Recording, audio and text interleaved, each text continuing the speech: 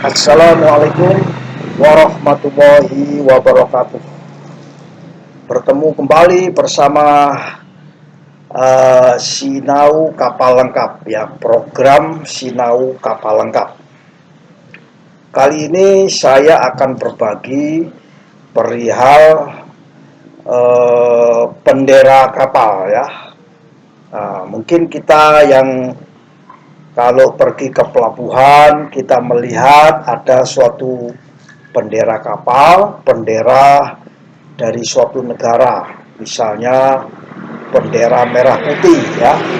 Kapal-kapal di Indonesia itu kapal yang dikibarkan karena kapal tersebut mengibarkan, mendaftarkan, pemiliknya itu mendaftarkan kepada pendaftaran di negara Indonesia, ya. Kemudian kalau kita pernah lihat kapal bendera Jerman, ya, berarti kapal tersebut didaftarkan oleh yang mempunyai itu ke negara Jerman. Kemudian kita lihat kapal Panama, ya, maka kapal tersebut dikibarkan karena pemiliknya mendaftarkan kapalnya di negara Panama, ya. Dan ada kapal misalnya Mongolia, karena kapal tersebut oleh pemiliknya dikibarkan oleh pemiliknya karena kapal tersebut didaftarkan di negara Mongolia.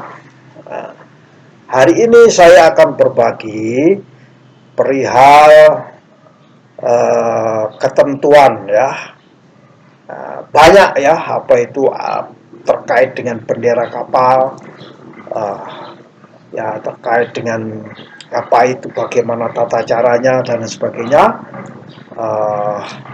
Maka kali ini saya akan membahas dasar, ya, ketentuan umum, ya, ketentuan secara umum daripada bendera kapal.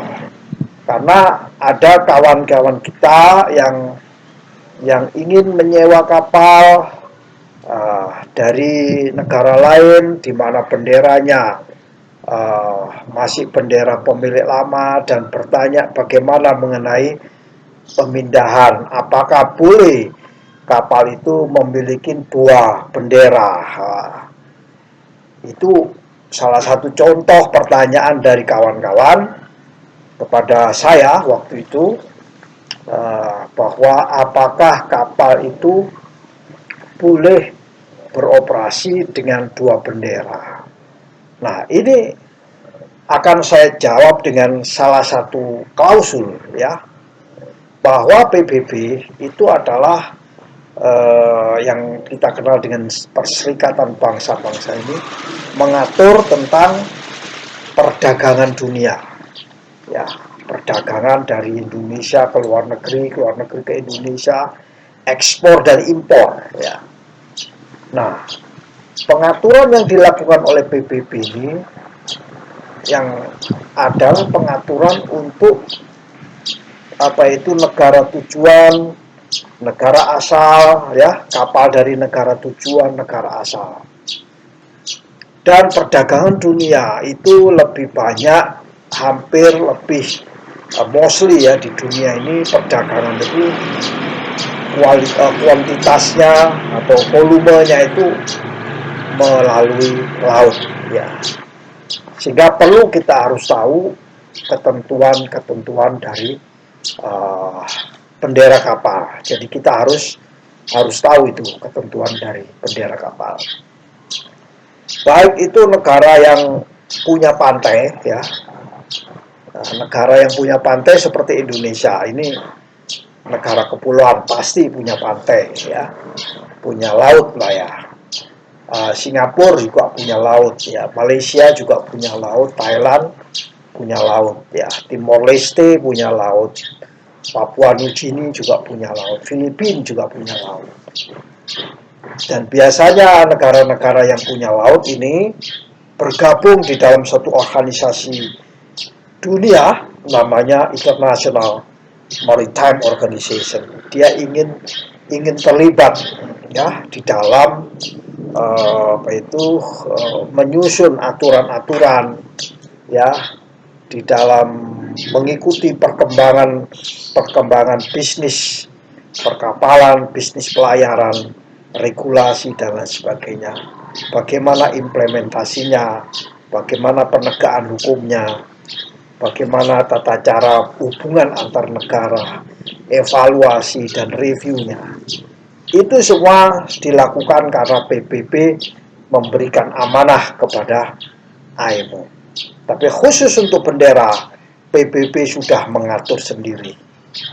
Salah satu ketentuan yang diberikan oleh PBB adalah ketentuan setiap kapal yang ukurannya 500 GT ke atas dan berlayar secara internasional, maka kapal tersebut hukumnya wajib untuk mengibarkan benderanya.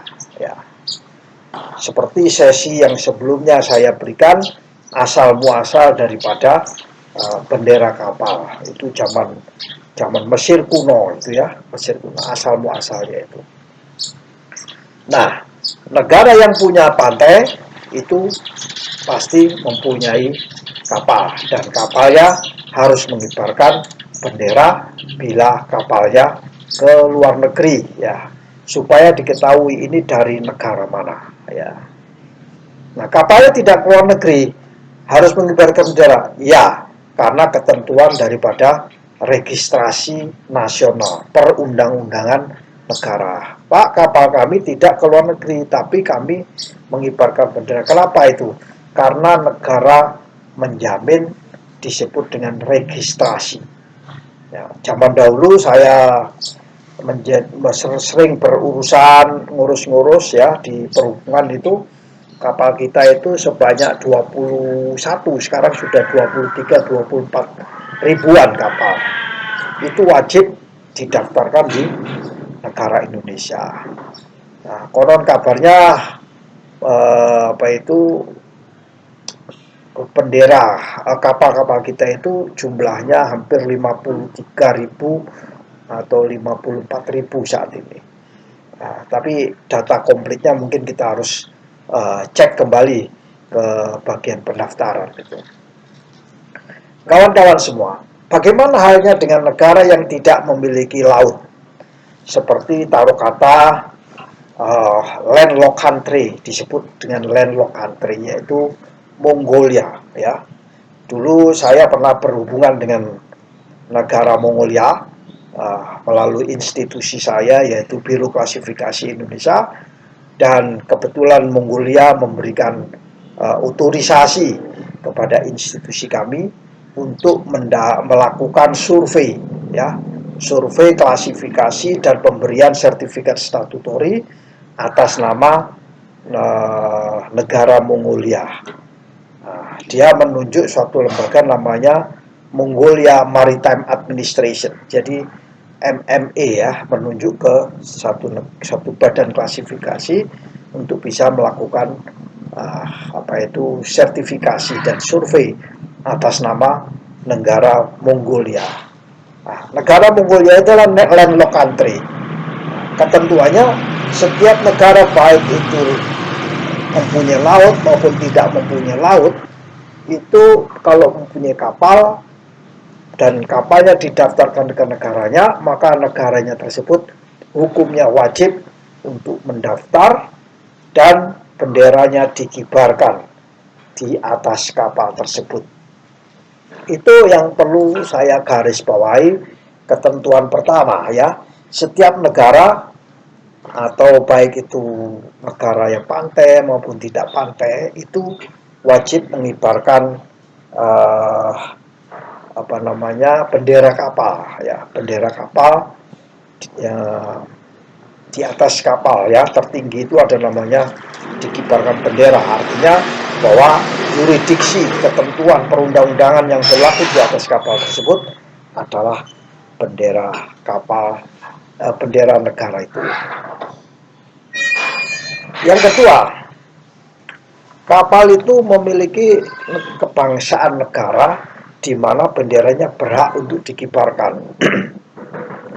Artinya kapal itu memiliki kebangsaan. Ya.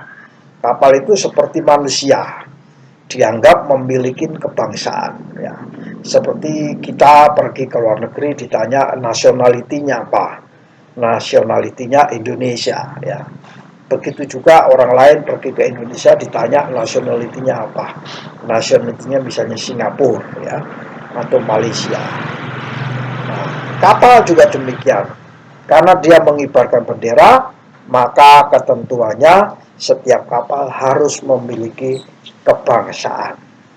Kebangsaan apa itu kapalnya? Itu selalu didengungkan.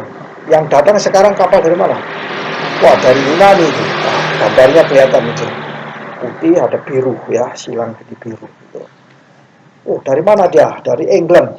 Oh, ternyata putih, merah. Nah, ada yang kalau UK putih, merah, biru campur dari satu. Kapal dari Amerika. Wah, ada benderanya garis-garis merah, ada bintangnya. Nah, itu Amerika. Kapal Panama. Wah, kapal benderanya merah dan biru, tengah-tengahnya ada masing-masing kota ada bintangnya. Itu kapal dari Panama, artinya kebangsaan Panama. Jadi setiap kapal ketentuannya wajib memiliki kebangsaan. Itu ketentuan nomor 3, ketentuan umum yang nomor 3, ketentuan dasar ya. Ketentuan dasar yang ketiga apa? Bahwa kapal berlayar di bawah kapal itu berlayar hanya boleh satu negara. Nah, tadi kan ada pertanyaan, Pak, apa boleh kapal berlayar beroperasi, dibuat bisnis, perdagangan, baik dalam negeri maupun luar negeri, menggunakan dua bendera negara? Ini tidak boleh sama sekali. Suatu kapal hanya boleh mengibarkan satu bendera saja. Ya. Ya, kecuali mungkin waktu itu dalam proses perpindahan ya, dalam proses penggantian pemilik itu baru boleh gitu. Baru boleh ada namanya proses penurunan bendera dan proses penaikan bendera. Ada upacara penurunan bendera dan upacara menaikkan bendera. Jadi ketentuan umum yang ketiga yaitu kapal hanya memiliki satu bendera negara. Pak, kok ada bendera-bendera lain? Nah, itu bendera-bendera kapal ya. Bendera maju, bendera mundur, bendera liku jangkar, bendera apa itu sandar, lain-lain ceritanya lain lagi. Ini yang dimaksud bendera kebangsaan ya. Yang keempat, tidak boleh ada kapal yang dimasukkan ke dalam register di dua negara. Ya, jadi kapal itu hanya dari satu negara. Tidak boleh kapal itu didaftarkan dalam suatu register, mentang-mentang bisa punya duit banyak, didaftarkan di register negara ini akhirnya banyak ya. Jadi register, misalnya salah satunya misalnya register itu misalnya kelas ya, atau Korea namanya Korean Register. PKI didaftarkan ya, registrasi. Atau di Indonesia ada registrasinya di perhubungan, itu namanya dulu lantai 12 di perhubungan, registrasi ya. Jadi tidak boleh ada kapal itu dimasukkan dalam registrasi dari dua negara. Jadi dua negara atau lebih. Jadi AB, benderanya aja satu, didaftarkan ke dua negara. Jadi pendaftaran sama registrasi. Nah, kebanyakan mungkin ini masih rancu ya antara pendaftaran dan registration ya. Mungkin lebih condong kalau dulu Inggris itu ada namanya Lloyd Register ya. Pendaftaran di negara dan Lloyd Register didaftar di kelasnya kelas Inggris itu. Kawan-kawan semua, ada ketentuan terakhir dari suatu bendera negara ini adalah suatu kapal itu tidak boleh mengubah benderanya ya di saat kapal itu berlayar. Misalnya berlayar dari Indonesia menuju ke Singapura, ya dekat sini aja. Tapi di tengah-tengah ada proses penggantian bendera. Nah, itu nggak boleh. Proses penggantian bendera tidak boleh dilakukan di selama perjalanan. Penggantian bendera harus dilakukan di satu pelabuhan. Karena biasanya kalau pelabuhan pendaftaran itu ditulis di ekornya kapal, itu pelabuhan pendaftaran di Tanjung Priok misalnya, atau pelabuhan di Semak di Kalimantan Malaysia, di Port Kelang Malaysia ya.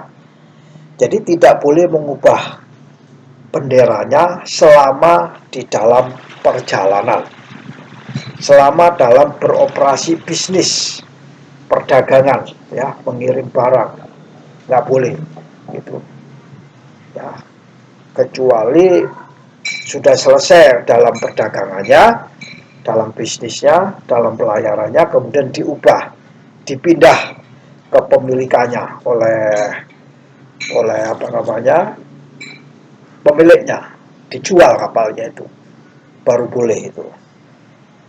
Atau saat berada di pelabuhan, jadi kapal tersebut boleh dilakukan penggantian bila di satu pelabuhan karena didaftarkan. Jadi kesimpulan yang paling penting dari ini adalah bahwa setiap kapal harus memiliki bendera ya, harus memiliki bendera karena sudah diatur oleh PBB dan regulasinya diserahkan kepada IMO dan IMO mengamanatkan ke setiap negara sehingga negara-negara itu mempunyai yurisdiksi ya, yurisdiksi atau mempunyai regulasi, national regulation masing-masing. Demikianlah kira-kira cerita singkat tentang ketentuan daripada negara bendera. Lebih kurangnya saya memohon maaf. Wallahul muwaffiq ila aqwamit thoriq. Wassalamualaikum warahmatullahi wabarakatuh.